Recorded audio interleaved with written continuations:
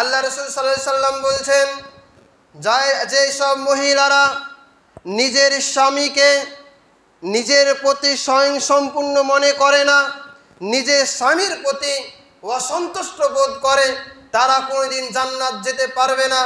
মানে সর্ব অবস্থায় স্বামীকে ভালো রাখতে হবে এবং স্বামী যেন তার প্রতি নারাজ না হয়। তারপরে আল্লাহ রাসূল বলছেন, সালাসাতুন লা ইয়াদখুলুল জান্নাহ, 3 শ্রেণীর লোক জান্নাত যাবে না।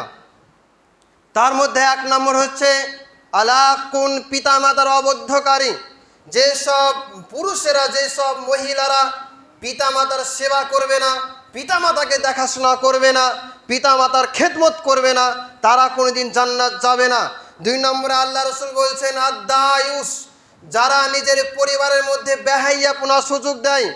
নিজের ছেলে কি করে, তার মেয়ে কোথায় যায়, কোথায় পড়াশোনা করে, পর্দা করে কিনা, তার স্ত্রী পর্দা করে কিনা, ইসলামকে মেনে চলে কিনা, যারা এই সব জিনিসগুলা দেখাশোনা করবে না, নিজের ছেলে মেয়ে স্বামী তার স্ত্রীকে দেখাশোনা করবে না, পর্দার মধ্যে রাখতে পারবে না, ইসলামের মধ্যে রাখতে পারবে না, সেই ব্যক্তি হচ্ছে দায়ুস। এই কথা আল্লাহ রাসূল বললেন। তারপরে আল্লাহ রাসূল বলছেন 3 নম্বরে, ওই সব মহিলা যারা পুরুষের বেশ ধরে চলে, পুরুষের পোশাক পরবে, পুরুষের মতন চুল কাটবে, পুরুষের মতন চলাফেরা করবে। একজন পুরুষ যেমন যেখানে ইচ্ছা সেখানে যেতে পারে, তার স্বাধীনতা আছে। একজন পুরুষ মানুষ সে নিজের ইচ্ছা মতন যে কোনো জায়গা সফর করতে পারে, একাই করতে পারে, কোনো সমস্যা নেই।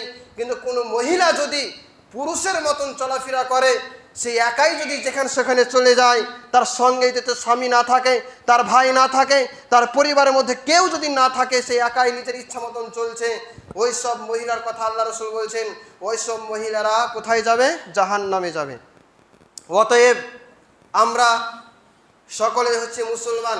আল্লাহ তাআলা আমাদের এই সমস্ত মানুষকে, পৃথিবীর সমস্ত মানুষকে সর্ব উত্তম করে সৃষ্টি করেছেন। অতএব সর্ব উত্তম হতে হলে আমাদেরকে আদর্শ পুরুষ হতে হবে, আদর্শ নারী হতে হবে। এই দুটি জিনিস যদি আমাদের হতে পারে, তাহলে আমরা পৃথিবীতে শান্তিতে বসবাস করতে পারবো, পরকালে আমরা নিশ্চয়ই জান্নাত যেতে পারবো।